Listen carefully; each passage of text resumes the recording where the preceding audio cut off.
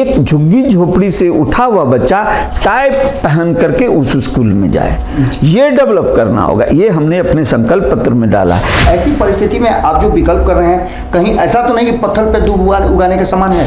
हमने सर्वप्रथम हमने कहा कि जाति को छोड़ो, जाति के आधार पर मतदान नहीं करो। उस संकल्प पत्र में आपने परीक्षा भवन बनाने की बात की थी और आज वो परीक्षा भवन देखने को मिल रहा है। जो तुम्हारा विरोध कर रहे हैं उनका विरोध सही है, तुम उस लायक नहीं हो कि बिहार की सत्ता को तुम देख सकते हो।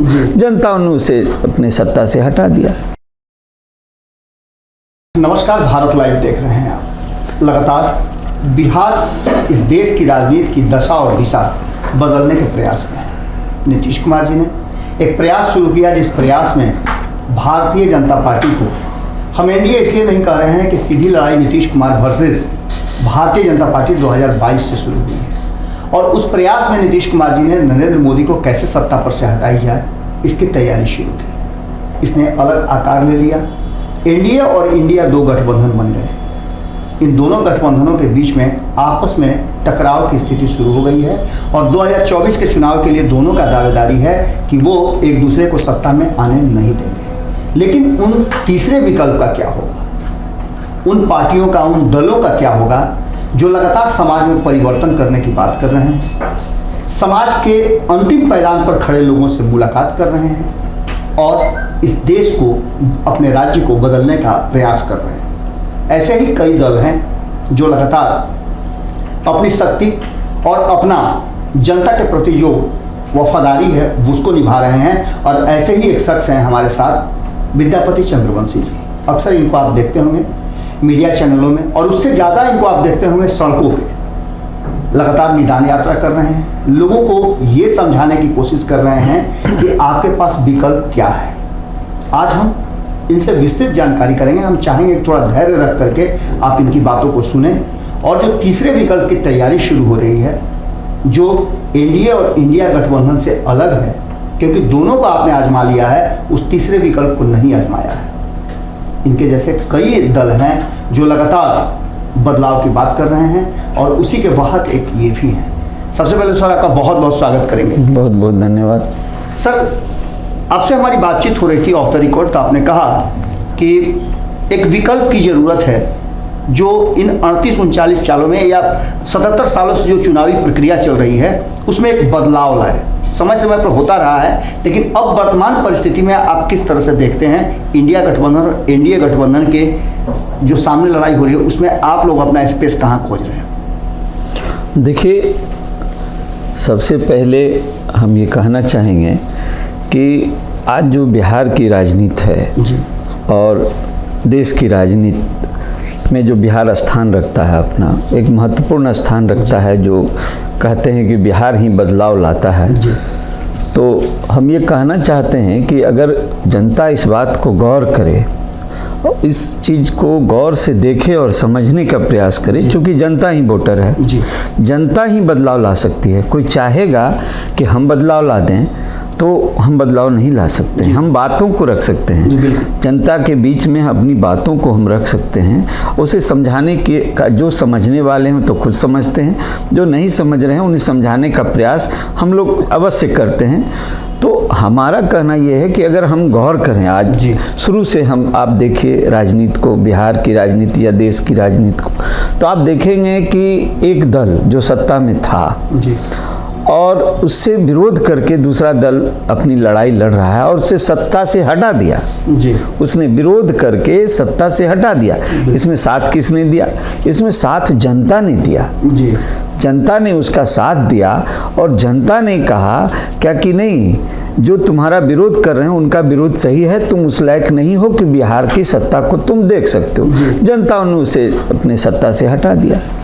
अब देखिए, जब वो सत्ता से हट गए तो जो दल उनका विरोध कर रहे थे, अब उसका वर्तमान उदाहरण बिहार में आपको देखने के लिए मिल रहा है कि जिस समय लालू जी बिहार में पदार्पण हुआ और लालू जी किसका विरोध करके आए? लालू जी निश्चित तौर पर अगर आप देखिएगा तो कांग्रेस का विरोध करके आए, और कांग्रेस का विरोध करने के बाद जब वो सत्ता हासिल किए तो आज उदाहरण है कि कांग्रेस के साथ हैं। जी। जनता ने किया क्या? जनता ने लालू जी को सत्ता सौंपी, तो फिर आज लालू जी कांग्रेस के साथ हैं, ये भी तो जनता देख रही है। बिल्कुल। ये समझने की बात है कि जनता जिसे नकारी और अपने फिर से केंद्र की सत्ता में को प्राप्त करने के लिए वो उन्हीं के साथ आ गए हैं आज, जिसके साथ लड़ाई लड़ करके उन्होंने उसे सत्ता से हटा दिया। अब जनता को तो ये समझना होगा ना कि ये दोनों आपस में कल लड़ रहे थे और आज तीसरे लाभ के लिए कि केंद्र में हमारी सरकार हो, इस लाभ को पाने के लिए उनके नजदीक वो आ गए हैं जिनसे लड़ रहे थे, जिनकी बुराई कर रहे थे और जनता को लगातार समझा रहे थे ये आपका भला नहीं कर सकते हैं। तो फिर आज उनके साथ आकर के उनका भला कैसे कर सकते हैं? ये जनता को समझना होगा। जो वोटर हैं इस राज्य के, उन्हें समझना होगा इन बातों को, गौर करना होगा इन बातों पर और उन्हें नकारना होगा ऐसे दलों को। पिछले 32-33 सालों में तो यही चल रहा है। ऐसे दलों को नकारना होगा कि जिस दल का विरोध करके जो दल सत्ता में आई है आज उसी के साथ मिलकर तीसरी लड़ाई लड़ रही है। तो उनकी जो कमियां थी, जो दल को हटाया गया, उसने जो जनता के लिए अच्छा काम नहीं किया, तो फिर आज जनता कैसे मान रही है कि जनता के लिए वो अच्छा काम करेगा? इसलिए आम जनता पार्टी राष्ट्र, हमने आम जनता पार्टी राष्ट्र के रूप में बिहार में एक विकल्प दिया है कि हम तो किसी के गठबंधन में नहीं है अभी जी। हम बिहार की जनता को एक संपूर्ण विकल्प देना चाहते हैं जिसमें कि आम जनता पार्टी राष्ट्र की अपनी सरकार हो, पार्टी दल की एक दल की सरकार हो, यही एक विकल्प है। और साथ ही साथ हमने जो नारा दिया, जाति पर मत करना मतदान, सारी समस्याओं का यही एक निदान, इसको समझने की जरूरत है। इसलिए मैं बताऊं कि जब तक जनता भरमाई रहेगी और इस चीज़ को गौर नहीं करेगी, ऐसे दलों को मतदान करती रहेगी, ये कोई जो है निदान ये संभव नहीं है। इसी बिंदु को हम जनता को समझाना चाहते हैं। चंद्रवंशी जी, आपने एक विकल्प तो बता दिया, आपने ये भी बता दिया कि वर्तमान जो राजनीति है उसमें एक विकल्प की तलाश करनी होगी, लेकिन ये कैसे संभव है? एक तरफ से गठबंधन की राजनीति चल रही है, आप देख रहे हैं गठबंधन के बिना बहुमत नहीं आ रहा है, कोई सरकार नहीं बन पा रही है। अगर एक दल को गठबंधन में नहीं आता है बहुमत तो वो दूसरे के साथ मिल करके सरकार बना लेता है। ऐसी परिस्थिति में आप जो विकल्प कर रहे हैं, कहीं ऐसा तो नहीं कि पत्थर पर दूब उगाने के समान है? निश्चित सबसे महत्वपूर्ण है इस बात को समझना कि जिस बात को आपने रखा है कि पत्थर पर दूब जन्माने की बात, एकदम पत्थर पर दूब जन्माने की बात, लेकिन पत्थर पर दूब जन्म सकता है, कैसे जन्म सकता है? ये गठबंधन, जितने भी गठबंधन होते हैं सब जातीय आधार पर होते हैं जी। और ये गठबंधन, हमने तो पहला फॉर्मूला दिया कि जाति पर जिस दिन मतदान करना छोड़ देगी जनता, ये सारे गठबंधन उसी दिन गठबंधन समाप्त हो जाएंगे और जब मुद्दा विकास होगा तो गठबंधन की कोई आवश्यकता नहीं है। ये गठबंधन जातीय आधार पर होते हैं, इसलिए हमने पहले फॉर्मूला दिया कि जाति पर मत करना मतदान, सारी समस्याओं का यही निदान। ये तो जनता को हमने फॉर्मूला दे दिया है। दूब जन्माने की बात कहाँ है? पत्थर पर दूब जन्माने की बात हमने तो फॉर्मूला दिया कि जाति पर मतदान करना छोड़ो, ये सारे गठबंधन आप देखेंगे गठबंधन उस दिन से होना बंद हो जाएगा जी। जब जब विकल्प की बात होती है तो याद आने लगता है आपका यात्रा, जो पिछले कई हमको लगता है कि 1 साल से ऊपर हो गया आपके यात्रा, और उस यात्रा के तहत आप लोगों को जाते हैं, निदान बताते हैं, समस्या का समाधान बताते हैं। आप ये कहते हैं कि अगर इस रास्ते पर चल, जैसे कि आपने अभी बताया, अभी आप ही के तरह एक और शख्स हैं जो लगातार इस पर चल रहे हैं, प्रशांत किशोर, चंद्रसुराज यात्रा के तहत। आप दोनों का लगता है कि लगभग एक ही है, लेकिन उसमें कुछ अंतर भी है। जैसे निदान यात्रा के माध्यम से आप जाते हैं, लोगों को बताते हैं और बताने के बाद समस्याओं को बताते हैं, लोगों की समस्याओं के साथ साथ उनके निदान की भी बात करते हैं, और यहाँ तक कि जो वर्तमान सरकार चल रही है उसकी नाकामियों और अच्छाइयों को भी बताते हैं। आपको क्या लगता है कि जिस तरह से आप लोग लगातार आम जनता को समझाने की बात कर रहे हैं, आपके पार्टी का भी नाम आम जनता पार्टी है, तो ऐसी स्थिति में क्या लगता है कि इसमें कितना समय लग सकता है? क्या 2024 के चुनाव तक आप लोग जनता को इतना जरूर समझा सकते हैं, ऐसा आप लोग कॉन्फिडेंस है कि जिससे कि बदलाव हो सके और बिहार में एक नया परिवर्तन बिहार से शुरू हो? देखिए, जैसा आपने कहा, इसमें 2 बातें माने रखता है। एक बातें माने रखती है कि जब परिस्थिति ऐसी बन जाए कि जनता भी व्याकुल हो, जनता भी परेशान हो, और उस समय जब उनके सामने आप सारी बातों को लेके जाते हैं कि आप परेशान क्यों हैं। जिस समय जनता परेशान नहीं है, आप कोई बातों को लेके जाएंगे तो जनता भी नहीं सुनती है गौर से। लेकिन जब आज के परिस्थिति में जनता व्याकुल है, नीतीश और लालू से अब पीछा छुड़ाना चाहती है, और इस परिस्थिति में जब आप उन्हें विकल्प बताएंगे, रास्ता बताएंगे, तो मेरा कहना है कि निश्चित तौर पर जनता इन बातों को अब स्वयं स्वीकार कर रही है। हम लोगों को तो सिर्फ बताना है, बोलना है, थोड़ी सी बातों को हम रखते हैं, जनता सारी की सारी समर्थन के साथ जनता खड़ी हो जाती है। हम लोगों ने भीड़ देखा है, हम जब जाते हैं निदान यात्रा पर तो लोग कहते हैं निदान यात्रा, हम लोग को निदान कैसे हम लोगों का निदान होगा। तो अब जनता जब इसके लिए खड़ी है दरवाजे पर, तो हम जाते हैं तो मेरा स्वागत होता है, निदान लेके जा रहे हैं तो स्वागत हो रहा है। इसलिए ये आप नहीं समझें कि ये लड़ाई जो है बहुत लंबा खिंचाएगा, नहीं, ये लड़ाई बहुत निकट भविष्य में 24 की लड़ाई, 24 और 25 में ये लड़ाई जो है आपको एक रूप रिजल्ट लेगा। जी, चुनाव से पहले हर पार्टी अपने अपने लिए एक आइडियोलॉजी बनाती है, एक घोषणा पत्र जारी करती है, लेकिन आपने तो अपनी पार्टी के आइडियोलॉजी में ही बहुत सारी बातें की है जिसको सरकार, अभी वर्तमान जो सरकार है वो भी अडॉप्ट कर रही है। जैसे आपने अपने जो पार्टी का एजेंडा है उस संकल्प पत्र, उस संकल्प पत्र में आपने परीक्षा भवन बनाने की बात की थी, और आज वो परीक्षा भवन देखने को मिल रहा है।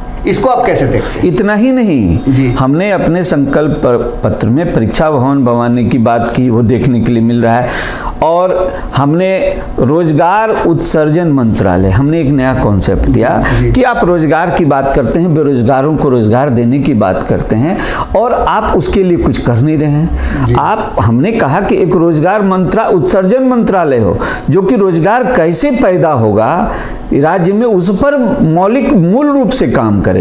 इसके लिए एक रोजगार मंत्रालय होना चाहिए। इसकी बात हमने कही। हमने वृद्धा आश्रम की बात कही थी प्रखंड स्तर पर। हमने ये भी कहा कि आज आप चाइना चले जाइए, देखिए कोई भी उद्योग है, उद्योग में जो R&D है, रिसर्च एंड डेवलपमेंट, इसके लिए सरकार अनुदान देती है। क्या?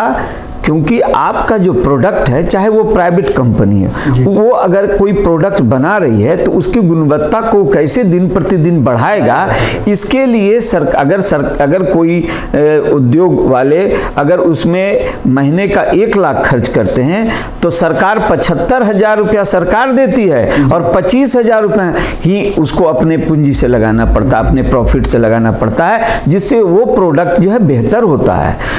ये भी मेरे संकल्प पत्र में है कि हमारी सरकार जो होगी तो उद्योग धंधों में हम R&D के लिए, रिसर्च एंड डेवलपमेंट के लिए 75% अनुदान देंगे। हमने बिहार में 4 सितंबर को हम लोगों का महिला कार्यकर्ता सम्मेलन है रविंद्र भवन में, आप उसमें भी देखेंगे। आज महिलाओं के लिए सब कुछ कर रही है, लेकिन आधी आबादी में कितनी आबादी आपकी विधानसभा में बैठी हुई है? बिल्कुल बिल्कुल बिल्कुल। आप उन्हें अपनी बात रखने के लिए जगह नहीं दे रहे हैं, और उसको आप कह रहे हैं उसके लिए हम काम कर रहे हैं, इसलिए उसको अपने पाले में रख रहे हैं। लेकिन इसलिए आज तक कोई सभा हुआ क्या महिला का? हमने महिला का पहला सभा किया है, कर रहा हूं मैं, 4 सितंबर को रविंद्र भवन में होने जा रहा है। तो मैं ये कहना चाहता हूं, ऐसे कई बिंदु हैं, जैसे कि मॉडल स्कूल की स्थापना। अरे सरकारी स्कूल, सरकार की इतना पैसा और किसके पास है जी? तब आप मॉडल स्कूल नहीं बनाते हैं, आप गांव देहात में उसका कल्चर ही, आप उसका संस्कार ही ऐसा डेवलप करना होगा कि एक झुग्गी झोपड़ी से उठा हुआ बच्चा टाई पहन करके उस स्कूल में जाए, ये डेवलप करना होगा। ये हमने अपने संकल्प पत्र में डाला है, कई बिंदुओं पर हमने डाला है अपने संकल्प पत्र, जिसको आज अभी आपने भी चर्चा की कि सरकार उसको एडॉप्ट कर रही है। हमारे संकल्प अच्छी बात है, करना चाहिए। हम ये नहीं चाह रहे हैं कि सिर्फ मुझे ही करने का, हमने तो संकल्प पत्र लिया है कि मैं तो, अगर सरकार नहीं करेगी तो मैं करूंगा। बिल्कुल। अगर मेरा एडॉप्ट कर रही है तो अच्छी बात है। चुनावी राजनीति में आपने देखा, कई चुनाव आपने देखा होगा, चुनाव में आप हिस्सा भी लिए होंगे। वर्तमान जो सरकार चल रही है केंद्र में और बिहार में, इन दोनों सरकारों को आप कैसे देखते हैं? क्योंकि एक सरकार जो केंद्र में है वो चंद्रयान 3 लॉन्च करती है, सफलतापूर्वक लॉन्च होता है और पूरी तरह से वो अपने देश के सारे संसाधनों से होता है, और दूसरी तरफ बिहार लगातार पिछड़ता जा रहा है। इसको आप कैसे देखते हैं? देखिए, जहाँ तक केंद्र सरकार की अपनी भूमिका है और उनकी अपनी जो विकास का एक तरीका है, तो उसमें केंद्र सरकार अपने स्तर पर निश्चित तौर पर विकास कर रही है। मेरा ये कहना है कि बिहार की बात जब आपने रखा है तो मैं ये स्पष्ट कह दूं कि बिहार में जो होना चाहिए था वो आज तक नहीं हो पाया जी। और निश्चित तौर पर इसे आप प्रमाण के रूप में देख सकते हैं कि बिहार में जो होना चाहिए था जनता के हित में, वो आज तक, ये 32 वर्ष बीत गया, आज तक किसी सरकार ने, चाहे लालू जी की सरकार हो चाहे नीतीश जी की सरकार हो, किसी ने जनता के हित में ऐसा कदम नहीं उठाया। हाँ, रोड बनाया, बिजली लाया, ठीक है, ये तो आपका काम है, लॉ एंड ऑर्डर लाना। आप इसके लिए अगर आप रोड बना दिए और बिजली ला दिए और अपनी पीठ थपथपाइएगा, इसका मतलब आप जनता को बेवकूफ बना रहे हैं। आप ये तो बताइए कि जो जनता भूखी मर रही थी, जो जनता रोड के किनारे जिसको घर नहीं था, जो पन्नी लगा करके सो रहा है, जो जनता ठेला चला रहा था, जो रिक्शा चला रहा था, वो आज टेम्पू चलाने लगा, टेम्पू चलाने वाला कार भाड़ा पर चलाने लगा। ये तो नहीं हुआ। जब तक आमदनी, मासिक आमदनी या वार्षिक आय जनता का ऊपर नहीं होगा, उसका विकास नहीं हो सकता है। वह स्वयं के संसाधन से, यदि आज हमारे पास यदि पैसा होगा तो हम अपने बच्चों को पढ़ा सकेंगे, अच्छी शिक्षा दे सकेंगे, नहीं होगा तो कभी नहीं दे सकेंगे। सरकार के बल पर कितना, हाँ, सरकार को संसाधन, तो आज क्या है, सरकार पीठ थपथपाती है अपना, तो सरकार तो यहाँ सामाजिक न्याय की बात करती है। अब कोई सामाजिक न्याय नहीं है। सरकार यहाँ समाजवाद की बात करती है। कोई समाज, जो जदयू समाजवाद कह के आज राजद के साथ चली आई है, वही जदयू कल समाजवाद के नाम पर कहाँ थी? वो तो भारतीय जनता पार्टी के साथ थी, जो समाजवाद की विषय पर उन्होंने समझौता किया। मेरा अगला प्रश्न यही था कि वर्तमान में आपने देखा होगा कि 1 साल पहले हमारे यहाँ सरकार बदली है। नीतीश कुमार जी एनडीए से महागठबंधन की तरफ आए हैं और ताल ठोक रहे हैं कि भारतीय जनता पार्टी को वो शून्य पे बोल्ड कर देंगे, बिहार में देश की सत्ता में भी वो उन्हें नहीं आने देंगे। क्या आपको लगता है कि नीतीश कुमार और तेजस्वी यादव की ये नई जोड़ी बनी है जिसमें कांग्रेस और वामपंथी हैं, ये बिल्कुल ठीक चल रहा है? क्या इनमें क्षमता है आगे बहुत कुछ कर देने का? और बिहार में आपको मैं बता दूं, ये समाजवाद सिर्फ तुष्टीकरण है जी। ये समाजवाद का जो फार्मूला है इन लोगों का, ये तुष्टीकरण का फार्मूला है। आज अगर ये अल्पसंख्यक समुदाय, मुस्लिम समुदाय इन लोगों को छोड़ देगा तो समाजवाद का नाम लेना ये लोग भूल जाएंगे जी। तो ये सब जनता को भरमाने वाली बात है। आज तो मुस्लिम समाज हम लोगों के सामने आया है जी। हम लोगों के सामने वो लोग कई तरह के कार्यक्रम रखे हैं, हमको उसमें बुला रहे हैं। क्यों बुला रहे हैं? मुस्लिम समाज भी आज नीतीश लालू जी से उब गया है। वो कह रहा है कि हम लोग को वोट बैंक की तरह इस्तेमाल किया गया है। उसका प्रमाण आप देख लीजिए। उसका प्रमाण में आप ओवैसी ने जब बिहार की राजनीति में प्रवेश किया और 5 विधायक अपना जिताया, तो आपको ये मानना पड़ेगा, उन्होंने ये कहा कि जब मेरा मुस्लिम समाज तुमको वोट दे सकता है तो तुम मुझे वोट क्यों नहीं दे सकते हो? मैं पहले तुम्हारे पीछे चल रहा था, अब एक बार मेरे पीछे भी, मेरे साथ भी चल के दिखाओ। तो गठबंधन में राजद ने नहीं लिया उसे, महागठबंधन में नहीं लिया। ये इसका प्रमाण है कि यदि महागठबंधन में अगर ओवैसी की पार्टी को लिया जाता तो ये प्रमाणित होता कि उसे दूर रखा गया, कि ऐसा न हो कि कल हो कि इसका वर्चस्व बढ़ जाए। इसलिए मेरा ये कहना है कि ये समाजवादी लोग तुष्टीकरण की राजनीति से लोगों को भरमा रहे हैं, लेकिन अब मुस्लिम समाज इनके पास से छिटकने वाला है और आने वाले समय में ये समाजवाद का नाम लेना भूल जाएंगे। एक तरफ हिंदुत्व का एजेंडा है, दूसरी तरफ जातीय समीकरण को लेकर के 2-3 लोग मिल करके एक गठबंधन बना रहे हैं जो देश भर में बन रहा है। 2 गठबंधन आपके सामने हैं। इसमें तीसरे विकल्प के रूप में आप कैसे जनता को समझा पाएंगे?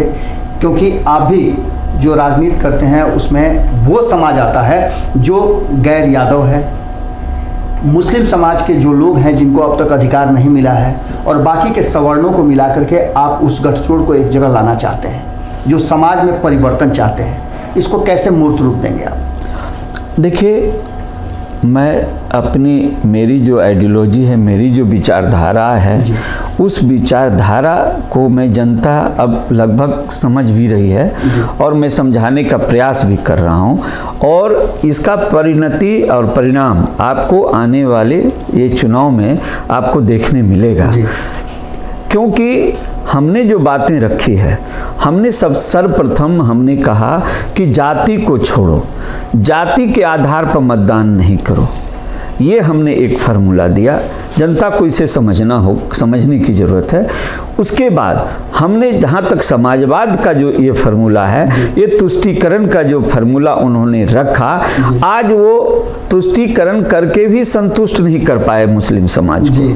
इसलिए नहीं कर पाए कि अंदर में तो मन साफ नहीं है, अंदर में तो मुसलमानों का सिर्फ वोट लेना है, ये मन ऐसा है। लेकिन आज क्या है, उनकी वोट ले रहे हैं तो आज वो समझ गए हैं।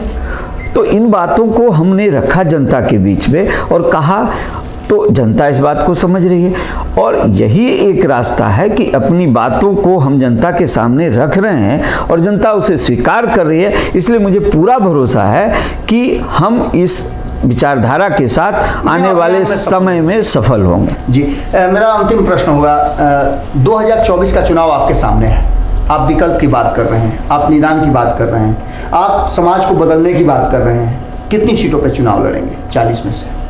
देखिए, हमने पहले भी कहा है कि हम लोकसभा चुनाव में 30 सीट की तैयारी हम कर रहे हैं, और आपसे मैं बता दूं, हमारे विचारधारा पर और हमारी जो अपनी स्वच्छ छवि है उसके आधार पर जनता समझते हुए मैं ये मानता हूं कि लोकसभा में मैं 10 सीट तो निकालने का दावा करता हूं जी, और जब मैं 30 सीट लड़ूंगा तो बचा 20 सीट। 20 सीट में आप जान लीजिए प्रभावित तो करूंगा, किसी न किसी को तो प्रभावित होंगे, कोई हारेंगे कोई जीतेंगे। इसलिए हम निश्चित तौर पर 30 सीट पर चुनाव लड़ने की तैयारी, और उसका हमने चयन भी कर लिया है, और हमारे प्रतिनिधि भी लगभग हमारे संपर्क में हैं जो वहाँ चुनाव लोकसभा का लड़ना चाहते हैं। और जब 25 का आएगा तो 25 की बात मैं करूँगा। जी, तो बिल्कुल आपने देखा कि हमारे साथ विद्यापति चंद्रवंशी जी थे। इनकी पार्टी लगातार समाज में अलग अलग तरह से लोगों के लिए काम कर रही है, बदलाव के लिए काम कर रही है। बिहार से बदलाव होगा तभी इस देश में बदलाव होगा, और इस संकल्प के साथ ये लगातार अपनी पार्टी और बिहार के ऐसे लोगों का चयन कर रहे हैं जो बिहार के बदलाव के लिए इनके साथ खड़ा होकर के और चुनावी प्रक्रिया का हिस्सा बन करके केंद्र में जाकर के बिहार के लिए बेहतर विकल्प पैदा कर सके। अब इसके बाद जब हमारी मुलाकात होगी तो आपके सवालों के साथ होगी। हम चाहेंगे कि विद्यापति चंद्रवंशी जी से आप सवाल पूछें, इनके इन जवाबों से कितना संतुष्ट हैं वो आप कमेंट बॉक्स में लिखें। अगली जब बैठक हमारी होगी, अगली जब मीटिंग हमारी होगी और अगली बार जब हम इनसे सवालों के झड़ी को लेकर के आप पेश होंगे तो निश्चित रूप से आपके सवालों के साथ होंगे, और 2024 के चुनाव से पहले जो दावा इन्होंने किया है उस दावे में कितना दम है आप कमेंट बॉक्स में जरूर लिखिएगा। बहुत बहुत धन्यवाद, नमस्कार। अगर ये वीडियो पसंद आई और वह बिहार के राजनीति और बिहारियत से सरोकार रखेनी तो सब्सक्राइब बटन दबा के चैनल के सब्सक्राइब कर ली। ओजे एगो घंटी बा, ओकरा बटन दबा देला से कुल सटीक और मारक खबर रुआ मुफ्त में मिल जाई। अगर रुआ पत्रकारिता के हमनी के नया प्रयोग में सहयोग कर चाहतानी तो ज्वाइन बटन दबा दी। पेटीएम नंबर नोट कर ली 9386816700। धन्यवाद।